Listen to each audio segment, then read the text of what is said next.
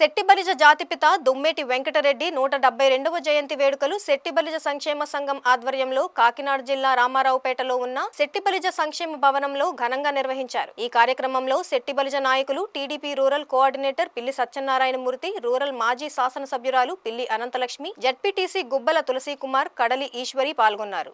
రక్తదాన శిబిరంలో పలువురు వ్యక్తులు రక్తదానం చేశారు. అనంతరం పిల్లి సత్యనారాయణమూర్తి మాట్లాడుతూ అందరూ చదువుకోవాలన్న సదుద్దేశంతో ఎన్నో పాఠశాలలు నెలకొల్పిన మహానుభావుడు అని దుమ్మేటి వెంకటరెడ్డి అని కొనియాడారు. శెట్టి బలిజ కులస్తులకు శెట్టి బలిజులుగా నామకరణం చేసిన ఆద్యుడని గుర్తు చేశారు.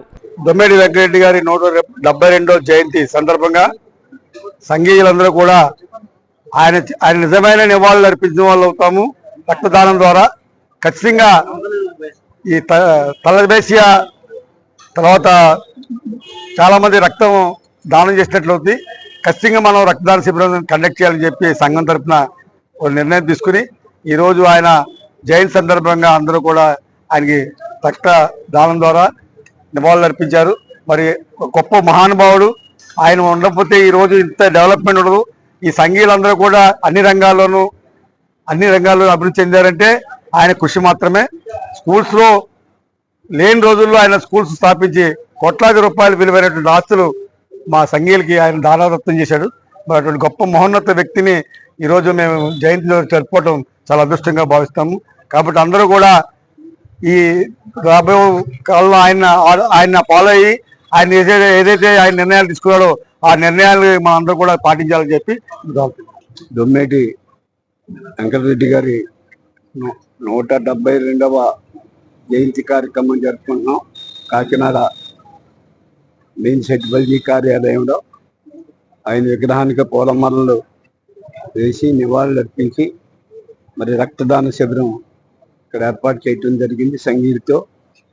ముఖ్యంగా మరి వెంకటరెడ్డి గారి ఆశయాలు, సిద్ధాంతాలు మరి ఆయన చదువుకోవాలి, ప్రతి వారు చదువును అభ్యసించాలి అని చెప్పి ఆయన దాతృత్వంతో అనేక పాఠశాలలు, అనేక విద్యాదానాలు చేసి మరి శెట్టిబలిజ కులానికి శెట్టిబలిజ కులం అని పేరు పెట్టిన మహోన్నత నాయకుడు. మరి ఆయన ఆశయాలు, సిద్ధాంతాలు మనం ప్రజల్లోకి తీసుకెళ్ళాలి.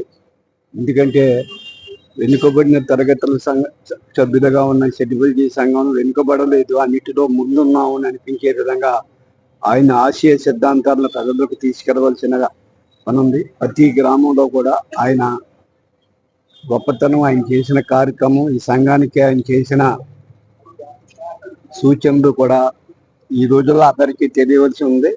కారణం ఏంటంటే వెంకటరెడ్డి గారు మరి 172 సంవత్సరాల క్రితం ఆయన చేసిన కార్యక్రమాలు ఇప్పుడున్న యువతకి చాలా మందికి తెలియకపోవచ్చు. ప్రతి సంఘీయుడు, ప్రతి సంఘ సభ్యులందరికీ కూడా చెప్పి రాబో కాలంలో ఆయన ప్రాముఖ్యతను బట్టి సంఘాన్ని బలోపేతం చేసుకుని అన్ని విధాలుగా పైకి రావాలని చెప్పి అందరినీ కూడా కోరుకుంటా ఉన్నాం.